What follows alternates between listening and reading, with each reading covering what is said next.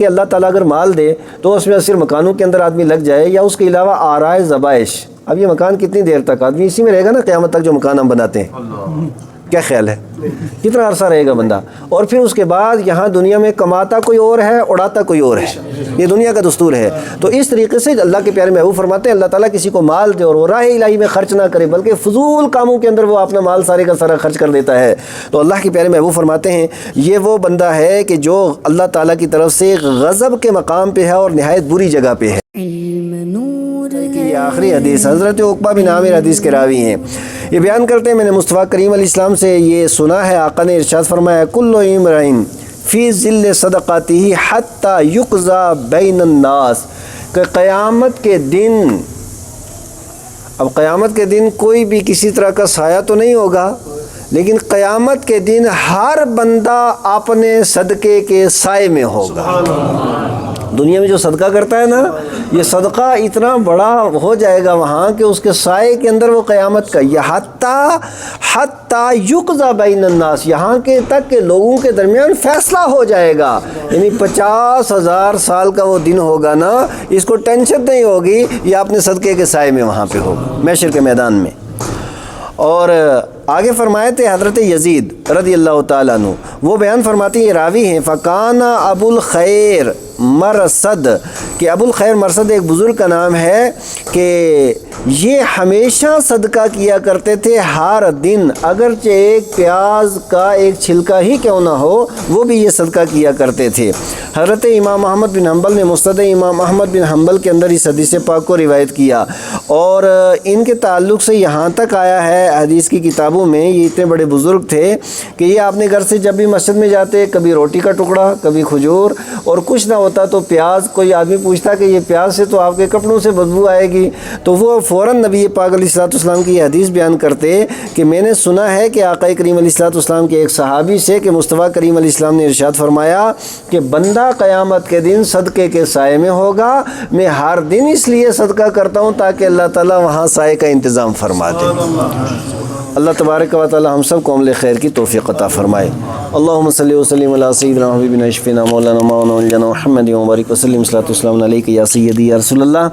مولا درس قرآن درس حدیث کو عام سے عام تر کرنے کی توفیق عطا فرما. یا اللہ اچھائیاں اور نیکیاں کرنے کی توفیق عطا فرما. گناہوں سے، بے حیائیوں سے، برائیوں سے بچانے کی توفیق عطا فرما.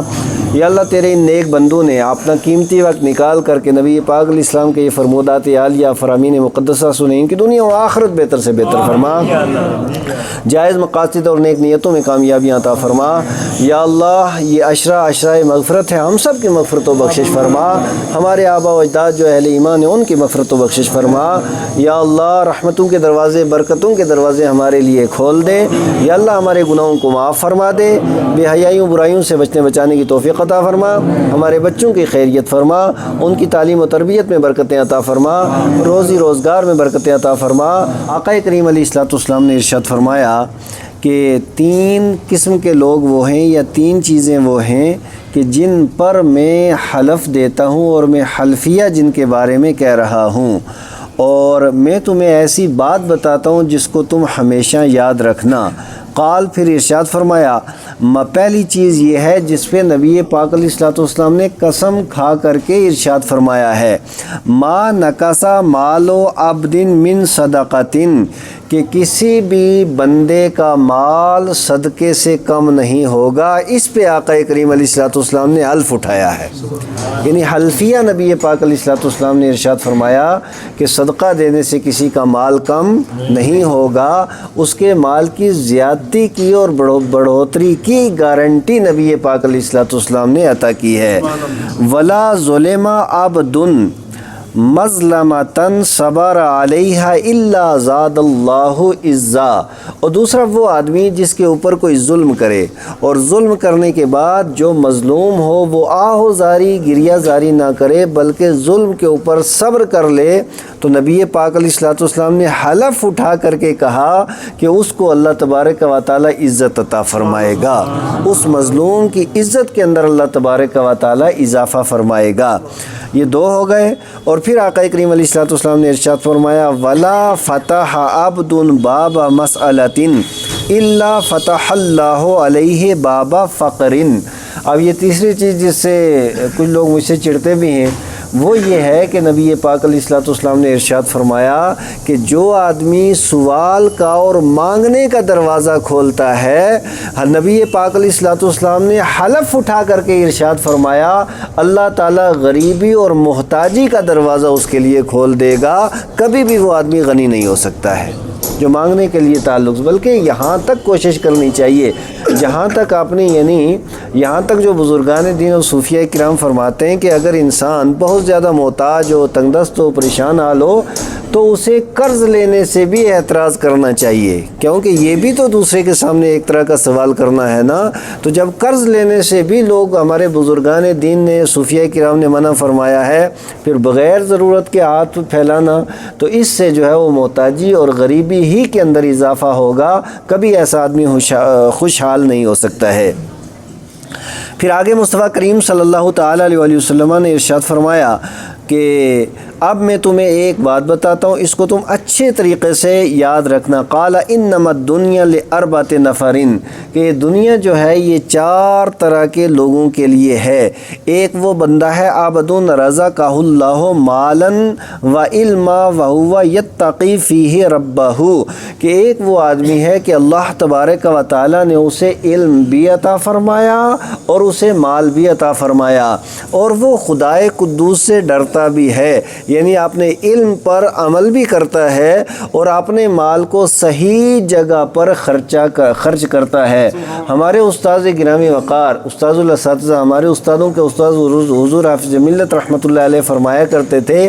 مال اللہ تعالیٰ کی عظیم ترین نعمت ہے، لیکن مال کو صحیح مقام اور صحیح جگہ پہ خرچ کرنا اس سے بڑی اللہ تبارک و تعالیٰ کی نعمت ہے، ورنہ بسا اوقات مال بھی انسان کی گمراہی کا سبب بن جاتا ہے۔ تو اللہ کے پیارے محبوب فرماتے ہیں وہ بندہ جس کو اللہ تعالیٰ علم بھی عطا فرمائے، مال بھی عطا فرمائے، اور اس کے بعد وہ خدائے قدوس سے ڈرتا رہے، وَيَصِلُ فِيهِ رَحِمَهُ، اور اس کے ذریعے، اپنے مال کے ذریعے وہ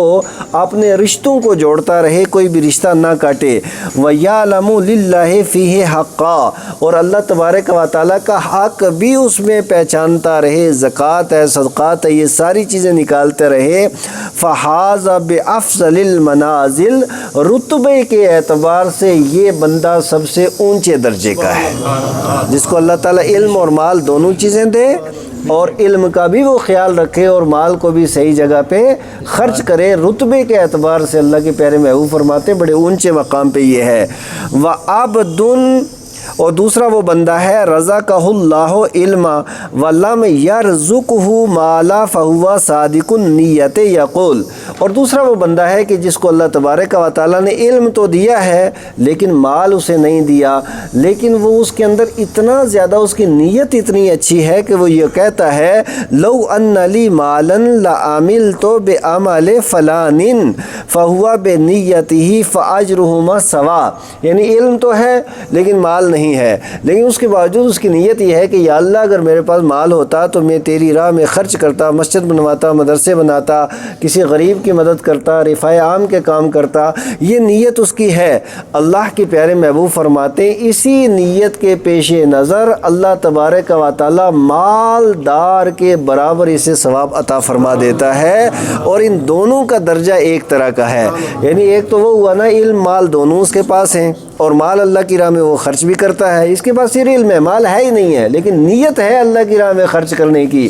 تو نیت کے اعتبار ہی سے اللہ تعالیٰ اسے ثواب دے کر کے اس کے درجے کے برابر درجہ عطا فرما دیتا ہے۔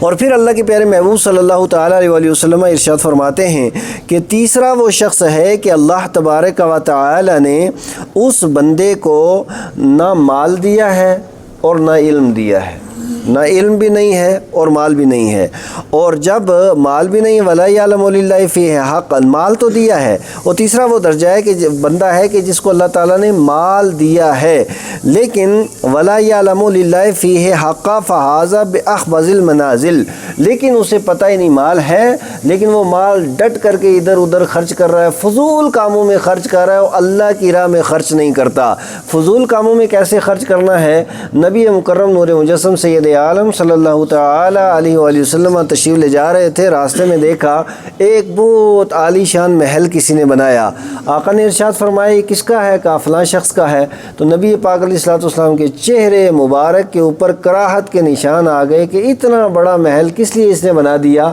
مکان کشادہ تو ہونا چاہیے لیکن اس کے اوپر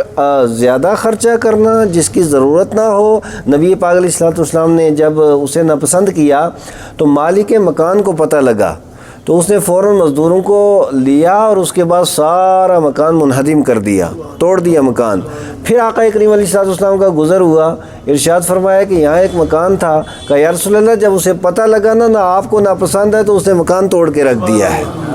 تو نبی پاک علیہ الصلوۃ والسلام خوش ہوئے اور پھر اسے بشارت بھی عطا کی آقا کریم علیہ الصلوۃ والسلام نے۔ تو یہ دیکھیے کہ اللہ تعالیٰ اگر مال دے تو اس میں صرف مکانوں کے اندر آدمی لگ جائے یا اس کے علاوہ آرائے زبائش۔ اب یہ مکان کتنی دیر تک آدمی اسی میں رہے گا نا قیامت تک، جو مکان ہم بناتے ہیں؟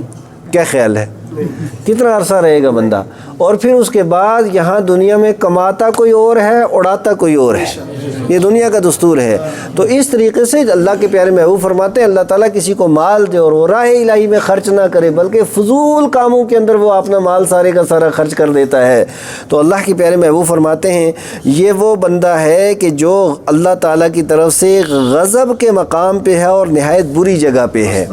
اور چوتھا وہ آدمی ہے کہ جس کے پاس علم نہیں، جس کے پاس مال نہیں، لیکن جب مال تو نہیں ہے اس کے پاس لیکن اس کے باوجود وہ کہتا ہے کہ کاش میرے پاس مال ہوتا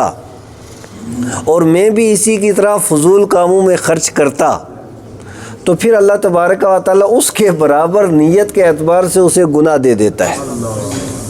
کہ اس کی نیت تو یہی ہے نا، یہی کام کرتا ہی اگر اس کے پاس مال ہوتا۔ تو یہ چار طرح کے لوگ نبی پاک علیہ الصلوۃ والسلام نے اس کی وضاحت فرمائی۔ حضرت امام ترمذی نے جامع ترمذی کے اندر اس حدیث پاک کو روایت کیا ہے۔ حضرت مالک رحمہ اللہ وہ فرماتے ہیں کہ انہیں پتہ لگا کہ حضرت ام المومنین عائشہ صدیقہ عتیقہ رضی اللہ تعالی عنہا انا مسکیناً سالہ کہ وہ بیٹھی تھیں، ان کے پاس ایک مسکین آیا اور اس نے سوال کیا وہی صائمۃن، اور حضرت ام المومنین عائشہ صدیقہ عتیقہ رضی اللہ تعالی عنہا کو روزہ تھا، تو اب ان کو روزہ تھا، اب ولیس فی بیتہا الا رغیف، صرف روٹی کا ایک ٹکڑا گھر میں تھا، اس کے علاوہ گھر میں کچھ بھی نہیں تھا، اور ادھر سے سائل نے آ کر کے سوال کر دیا، تو آپ نے اپنی خادمہ سے ارشاد فرمایا کہ جاؤ یہ روٹی اسے دے دو۔ تو اب وہ خادمہ فقالت لیسا لک ما تفطرین علی، کہ ام المومنین آپ کے پاس تو افطار کے لیے ہے ہی نہیں، کیسے افطار کریں گے؟ یہ ایک روٹی کا ٹکڑا تھا، یہ بھی اسی کو دے دیا۔ آپ نے ارشاد فرمایا چھوڑ تو جا دے کر دے آ، تو کہہ رہے ہیں کہ دے دیا، لیکن اب دیکھیے کہ رائے خدا میں صدقہ دینے سے اللہ تبارک و تعالیٰ واپس کیسے کرتا ہے۔ قالت ففعلت، اس نے ایسا ہی کیا، فلما امسینا، اب وہ خادمہ کہتی ہیں کہ جب ہم نے شام ہوئی تو اتنے میں ایک شخص نے گوشت اور اچھا کھانا ام المومنین کی بارگاہ میں پیش کر دیا، اور اس کے بعد حضرت ام المومنین رضی اللہ تعالی عنہ نے ارشاد فرمایا کلی من ھذا خیر من کرسک، کہ اس روٹی کے ٹکڑے سے یہ بہتر ہے جو سودا تو نے رب سے کیا، رب نے تمہیں عطا فرما دیا ہے۔ تو صدقہ ایک اس طرح کی عبادت ہے کہ یہ رائے خدا میں بندہ جب خرچ کر دیتا ہے تو اللہ تعالیٰ اس کا صلہ دنیا میں بھی دیتا ہے اور اس کا صلہ اللہ تعالیٰ آخرت کے اندر بھی عطا فرماتا ہے۔ اور یہ بھی آپ بات یاد رکھیں کہ یہ صدقہ جو بندہ کر دیتا ہے، صدقہ دو طرح کا ہوتا ہے، صدقہ واجبہ اور صدقہ نافلہ۔ صدقہ واجبہ تو غربا اور مساکین کا حق ہے، لیکن جو صدقہ نافلہ ہے کسی مالدار کو بھی اگر آپ کچھ کھلا دیں گے یہ آپ کی طرف سے صدقہ ہو جائے گا، لیکن یہ صدقہ نافلہ ہے۔ تو اب اس تعلق سے ایک لمبی حدیث ہے جس کا خلاصہ میں آپ کے سامنے رکھتا ہوں۔ حضرت ابو ہریرہ رضی اللہ تعالیٰ عنہ حدیث کے راوی ہیں، وہ بیان کرتے ہیں کہ ایک شخص کو اللہ کی راہ میں خرچ کرنے کا نا بہت زیادہ شوق ہوا، رات کو وہ گیا اور دیکھا کہ کوئی سائل ہے، آگے دیکھا کہ ایک چور تھا اور صدقہ اس نے چور کو دے دیا۔ اب صبح پورے علاقے میں بات مشہور ہو گئی کہ رات کو ایک سخی تھا اور اس نے صدقہ دیا اور صدقہ چور کو دے دیا۔ اب اس کے بعد دوسرے دن آیا کہ میں نے چور کو دے دیا ہے، پھر واپس آیا، پھر وہ رات کے وقت میں، رات کو اس لیے دے رہا تھا تاکہ کسی کو پتہ نہ چلے۔ اب رات کو باہر گیا تو آگے دیکھا کہ ایک عورت کے ساتھ ملاقات ہوئی، اس نے صدقے کی ساری رقم اسے دی اور وہ عورت زانیہ تھی۔ اب اس کو دے دیا۔ اب صبح پھر ہوئی تو مشہور ہو گیا کہ ایک بدکار عورت کو فلاں بندے نے صدقہ دے دیا۔ اب تیسرے دن پھر یہ صدقہ لے گیا اور لے جانے کے بعد رات کو جو ہی لے گیا تو آگے ایک مالدار آدمی تھا، اس کو صدقہ دے دیا۔ دوسرے بھی دن میں مشہور ہو گیا کہ اس نے مالدار کو صدقہ دے دیا۔ اب اس کے بعد واپس آیا تو پردہ غیب سے آواز آئی کہ تو نے 3 دن صدقہ کیا ہے نا، تیرا صدقہ ضائع نہیں ہوا۔ جو پہلے دن تو نے صدقہ دیا ہے چور کو، تیرے صدقے کی وجہ سے وہ چوری سے بچ کر کے رائے راست پہ آ گیا ہے، اور دوسرے دن جو تو نے صدقہ دیا ہے زانیہ عورت کو تو تیرے صدقے کی وجہ سے وہ بدکاری سے بچ کر کے نیک و پارسا ہو گئی ہے، اور جو تیسرے دن تو نے صدقہ دیا ہے اس مالدار آدمی کو تو اسے خود شرم محسوس ہوئی۔ سبحان اللہ۔ یہ شرم بھی بڑی چیز ہوتی ہے نا کہ دیکھو یہ صدقہ دے رہا ہے اور میں نہیں دے رہا ہوں، اب آج کے بعد وہ بھی صدقہ دینا شروع کر دے گا۔ تو یہ تیرا تو تینوں دن کا صدقہ ضائع نہیں ہوا۔ یہ صدقہ دینا اللہ تبارک و تعالیٰ کو اتنا پسند ہے کہ کسی حال میں اللہ اسے برباد ہونے نہیں دیتا ہے، بلکہ اس کا اجر اللہ تعالیٰ دنیا و آخرت کے اندر عطا کرتا ہے۔ اور یہ صحیح بخاری کے اندر بھی یہ حدیث موجود ہے، سنن نسائی کے اندر بھی موجود ہے، اور دیگر کتب کے اندر بھی یہ حدیث پاک موجود ہے۔ آج کے درس کی روزگار ان کے لیے، ہم سب کے لیے کشادہ فرما، ہر قسم کی تنگی سے مولا کریم تو ہم سب کی حفاظت فرما، دنیا و آخرت میں صرف اپنا محتاج کر، کسی کا محتاج نہ کر مولا۔ وصلی اللہ تعالی علی خیر خلق محمد و آلہ و صحبہ اجمعین و بحق لا الہ الا اللہ محمد۔